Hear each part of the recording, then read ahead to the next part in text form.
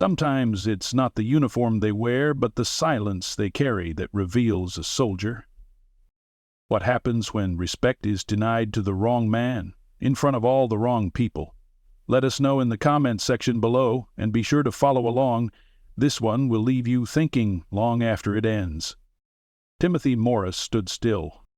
Not in some poetic, stoic, cinematic way, but still, like a man who'd spent too many years in places where moving could get you killed. His spine was straight, his hands clasped behind his back in that reflexive, at-ease posture that hadn't left him since '69. He wasn't there to be seen, that much was obvious. While others fidgeted with their phones, posed for photos, or adjusted their patriotic T-shirts, Timothy simply looked ahead, toward the rows of names etched into the marble wall at Greystone Memorial Park. He wasn't looking for attention. He was looking for ghosts.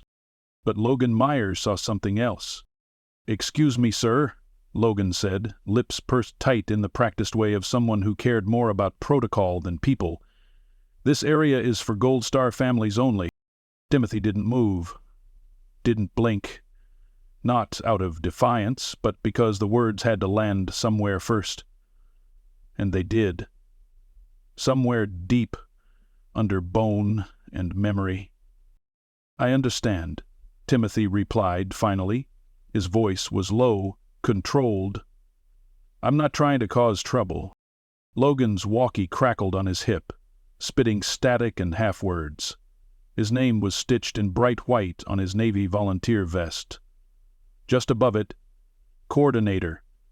He stood with the self-importance of a man freshly empowered, recently promoted, and hell-bent on proving it.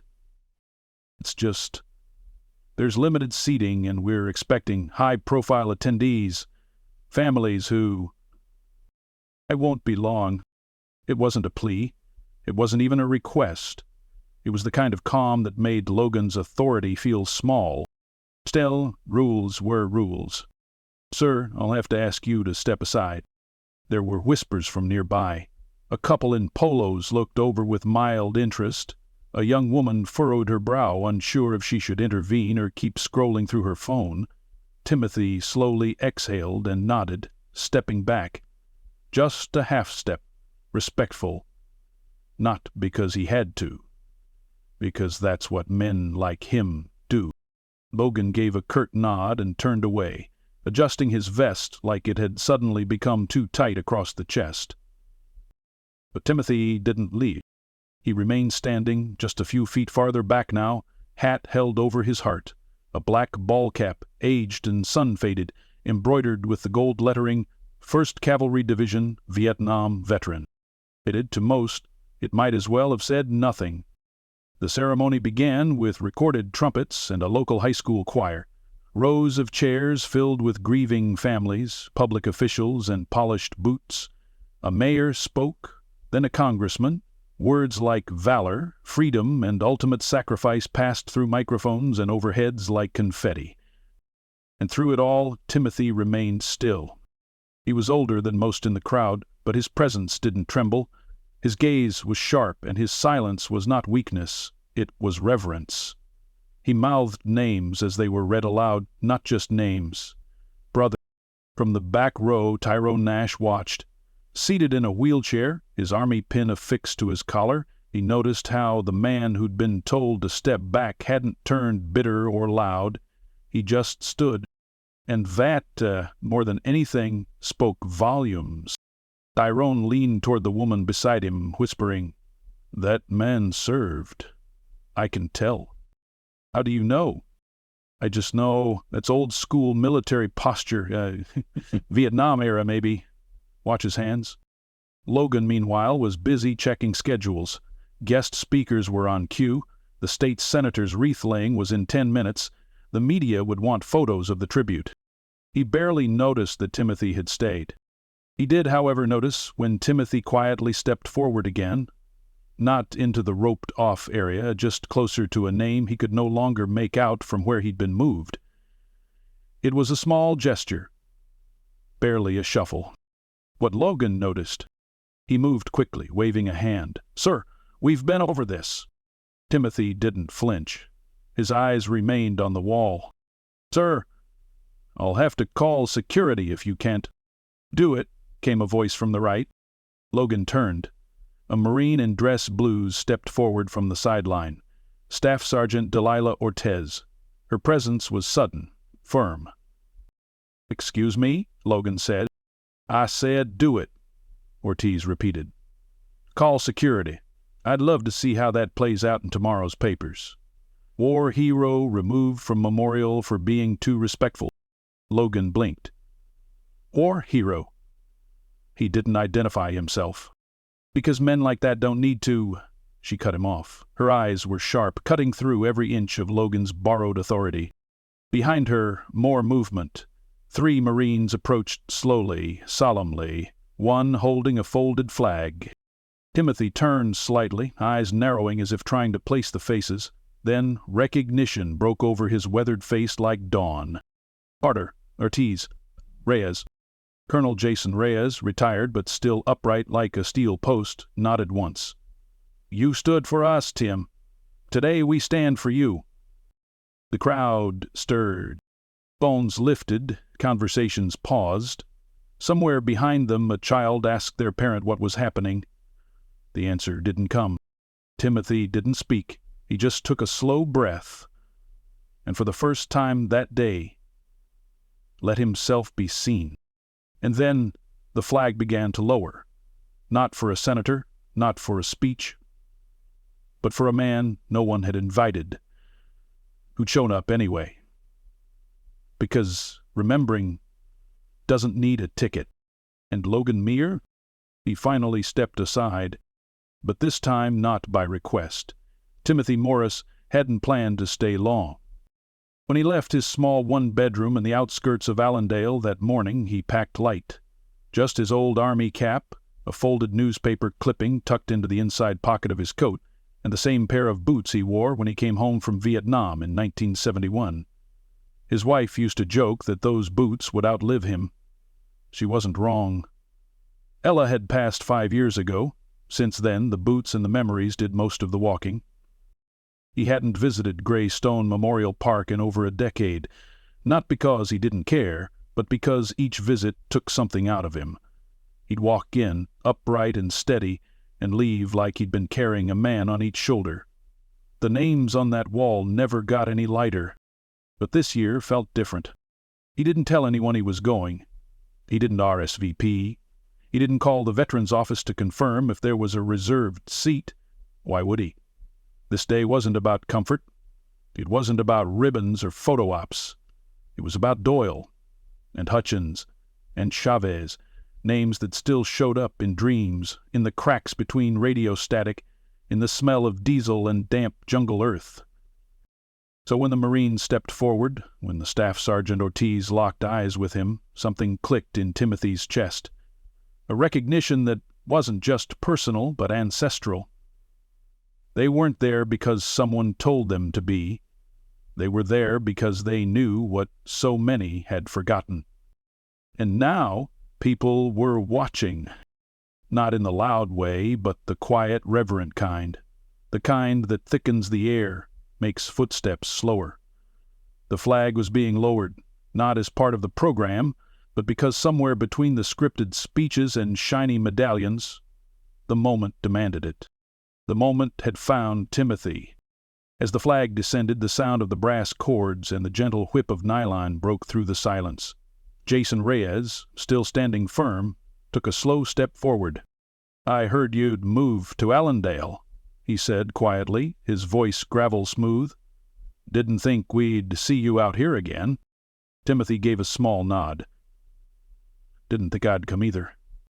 Reyes smiled, just slightly. You never did like the spotlight." "I never earned one. You carried Chavez out of that burning hut with half your ribs broken. That not count for anything?" Timothy's jaw clenched, a flash of guilt in his eyes. "Didn't bring him back alive?" "But you tried." A pause. Then, with the discipline only old war horses could manage, both men looked back toward the flag. The crowd, now gathered in a hush, instinctively took a step back, forming a wide circle around them. It was no longer about event timing. It was something older, something sacred. The gold star mother in the front row, her son's name carved on the wall behind her, stood up slowly, brushing a tear from her cheek. She walked toward Timothy, clutching a small pin on her blouse. A Purple Heart. "You're Timothy Morris?" she asked softly. He nodded, unsure what to expect. "My son, Caleb, he used to read that letter." Timothy blinked. "What letter?" "The one in Stars and Stripes. You wrote it after the war. You said if you had to do it again, you would, that the pain, the memories, the nightmares, none of them outweighed the bond, the brotherhood." He swallowed hard. That letter had been a private release. He'd written it in one sitting, on the back of a diner napkin, and mailed it in without a second thought. He clipped it out, kept it in his locker, said if some man named Timothy Morris could survive what he did and still stand tall, then maybe he could too. She reached out, gently took his hand. "Thank you for giving him that strength." Timothy couldn't speak. Words seemed too small for a moment so large. He simply gave her hand a squeeze, the kind that says, "I remember too." In the background, Logan Meyer watched. Quiet now, deflated but not bitter. He'd misjudged the moment, misjudged the man. But the lesson landed like a stone in the gut, and he let it. He needed it. He approached slowly, cap in hand. "Mr. Morris, I want to apologize. I didn't know." "You weren't supposed to," Timothy said, voice even. "You were doing your job." "Trill," Logan said, glancing around at the Marines now forming up in a silent line. "I should have seen it. The way you stood, the way you looked at that wall." Timothy gave a faint smile. "That wall holds more friends than I've got left alive." Logan's voice dropped, remorse sincere. "I'll remember that." And then, as if on cue, the three Marines approached once more, this time carrying the folded flag between them. Staff Sergeant Ortiz extended it forward. "Mr. Morris," she said, "on behalf of those who served under you, beside you, and because of you, we honor you." He hesitated, hands out, and then accepted the flag with the gentle reverence of a man holding the weight of 100 lives in a triangle of cloth. In the crowd, someone began to clap. Just one, then another, then many. But Timothy didn't bask in it. He simply nodded once, lowered his head, and mouthed a name. One name among thousands. The next morning, the folded flag sat on Timothy's kitchen table like a monument. He hadn't touched it since placing it there the night before. Not because he was avoiding it, but because it demanded space, reverence. Some things don't belong on mantels or in glass cases. Some things need to breathe. The phone had rung 5 times that morning, once from the local VFW, twice from a news station, and twice from numbers he didn't recognize. He answered none. He'd already had his moment. He wasn't looking for more. Still, he couldn't shake the echo of the crowd's applause. Not because it was loud, but because it made the years of silence feel heavier. Timothy poured himself a cup of black coffee and walked to the porch, same as he did every morning. His boots creaked against the wooden floorboards. A cane leaned by the door, untouched. His knees weren't what they used to be, but he refused it. Not yet. Not until he couldn't climb the steps on his own. He eased himself into the rocking chair, mug in hand, and stared out at the stillness of his front yard. A cardinal landed on the mailbox. Ella would have called that a sign. He just called it a bird. He didn't expect the knock. 3 sharp taps, not loud, but deliberate. He looked up, squinting toward the figure standing on the gravel path just past the gate. It was Logan Meyer. In civilian clothes this time, jeans, hoodie, baseball cap twisted nervously in his hands. The same man who'd asked him to step aside less than 24 hours ago now stood as if he were approaching a sacred site. Timothy raised a brow. "You get lost?" Logan gave a sheepish smile. "Not exactly." "Then you're here on purpose." "Yes, sir." "You bring trouble with you?" "No, sir, just a question." Timothy gestured with his chin. Then ask it. Logan stepped forward slowly, the way a rookie soldier approaches a decorated vet for the first time, unsure whether to salute or just not mess up. Yesterday, Logan said, when they lowered the flag, that wasn't on the schedule. I know because I made the schedule. Timothy didn't answer. I guess what I'm asking is, who were you there for? That made Timothy tilt his head. Not out of offense, out of surprise. No one's ever asked that, he said quietly. Well, maybe they should. Timothy stared out at the trees beyond his yard. The question hung in the air, delicate but sharp. His name was Hutchins, he said finally. Private first class, barely 19, from Ohio, had a laugh like a diesel engine trying to start in winter, took a sniper round to the throat while he was pulling me out of the line of fire. Logan's eyes dropped. I'm sorry. Don't be. I'm not. Timothy took a sip of his coffee, swallowed, then continued. He was the kid no one thought would make it. Not tough enough, not mean enough, but he was loyal, heart like a bull, carried more than his share, never complained. He tapped the edge of his cup. I was supposed to send a letter to his mother. Never did. Why not? Because the truth didn't fit in a letter. And the lie would have broken me. Logan took a slow breath.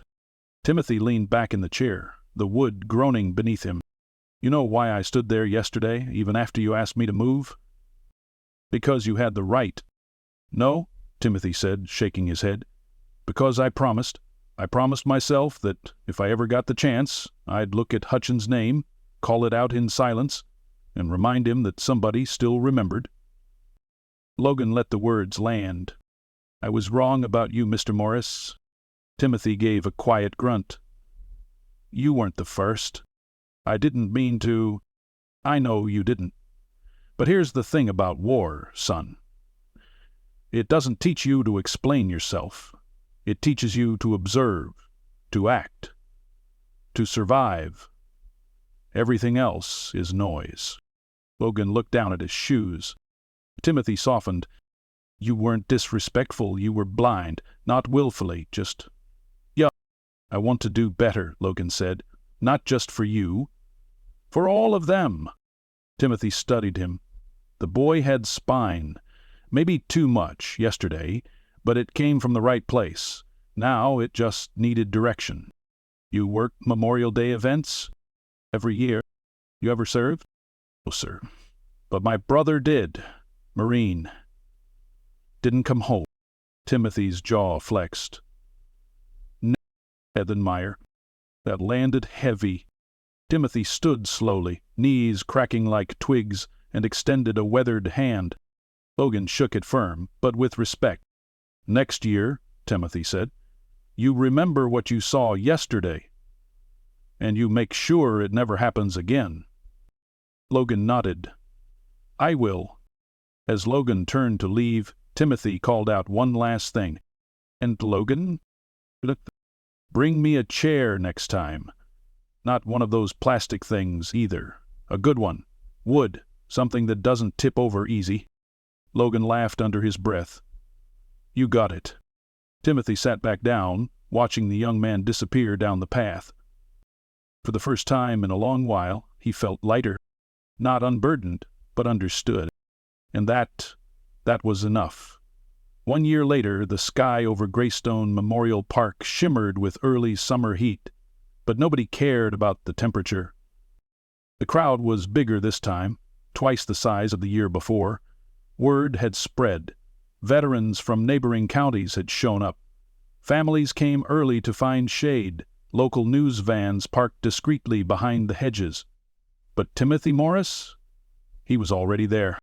He arrived quietly that morning, just as he always did, wore the same boots, same cap. No fanfare, no escorts. But this time, something was different. Waiting for him at the center aisle was a single wooden chair. Dark oak, handcrafted and sturdy as a church pew. On its back, carved deep into the grain, was a small metal plate that read, "Reserved for SFC Timothy Morris, 1st Cavalry Division." We remember because he did. He didn't smile, didn't cry, just nodded once and sat down like it belonged there, like he belonged there. Logan Meyer stood a few feet away, clipboard in hand, but he didn't move to greet him. Not yet. He knew better now. You don't interrupt a man like Timothy when he's with his ghosts. The new volunteers were already whispering about him. "That's the guy, right, from last year? Yeah, the Marines lowered the flag for him." "No way. I swear. My dad was here. Said it gave him chills." Timothy heard none of it. His gaze was fixed on the wall again. Names etched in silence, polished once more this year, but never dulled. His fingers tapped against his leg, slow and rhythmic. He wasn't waiting for the ceremony. He was sinking his breath with memory, grounding himself. The first speech came and went. A local teacher recited a poem about loss. A young trumpet player from Allendale High played taps, the usual ceremonial rhythm. But then Logan stepped up to the podium. No papers in hand, just a steady voice. "This past year I've learned something I wish I'd known earlier. Not every hero announces himself. Not every story comes with a parade. Some men carry entire wars in their silence, and when we fail to recognize them, we fail ourselves." A hush moved through the crowd like wind through wheat. Logan continued, "1 year ago I asked a man to move because I didn't think he belonged. I saw someone old and quiet, not someone who had once led men through fire. But then the flag was lowered, not for a politician or a general, but for him." He looked over at Timothy, who sat motionless, cap in hand now.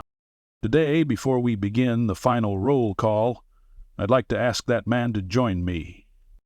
Timothy didn't move right away. He didn't like being summoned. But Logan's voice had no ego in it, no presumption, just respect. So he stood, slowly, deliberately, and made his way to the podium. No applause, just silence. Timothy didn't take the microphone. He didn't need it. He looked out over the crowd and began to speak, voice gravel-worn and deep. "I didn't come here last year expecting anything. I didn't come looking for recognition. I came because I owed some boys a visit." He paused. "They were better than me, braver, funnier. Some of them barely got a chance to live. But they carried me when I couldn't walk, dragged me when I was bleeding, died so I could grow old. And every time I stand at that wall, I hear him asking the same question. Did you make it count?" He scanned the faces, young and old, uniforms and baseball caps. "I don't know if I did, but I'm still trying. That's all any of us can do." A breath, then a nod. "Thank you for letting me stand here." He stepped back as the audience remained silent, their respect louder than any clapping could ever be. Then, from behind the platform, Staff Sergeant Delilah Ortiz emerged, holding the same folded flag as the year before, only this time it was framed in glass. The inscription on the base read, "Presented in honor of Timothy Morris for courage, silence, and the lives made possible by both." She walked straight to him, eyes sharp, movements crisp. "This is yours, Sergeant First Class, from all of us." He hesitated only a moment before accepting it. This time he didn't look away. He looked directly into her eyes. "Thank you, Sergeant." From the back, Tyrone Nash rolled forward in his chair, throwing a crisp salute that Timothy returned. No words, just recognition. Then, in unison, the crowd began to rise, not because they were told to, but because they understood what they were witnessing. The flag was raised once more, higher this time, and as it reached its peak, a second flag followed, smaller but no less important. It was Timothy's old unit flag, the 1st Cavalry Division. As it flapped in the wind, someone in the back began to sing the national anthem, others joined in, and before long the entire park echoed with voices. Timothy didn't sing. He just stood again, hat held firmly against his chest, watching the flags sway against the blue sky. When it was over, he returned to the oak chair, placed the framed flag on his lap, and exhaled like a man who had finally released something held far too long. Beside him, Logan took a seat. "You good?" he asked, quietly. Timothy looked at him, not with judgment, but something close to pride. "I'm good now." And for the first time in over 50 years, he meant it. The wall still held their names. The pain was still real. The years were still heavy. But today, the silence had been broken with respect, and the flag had come full circle.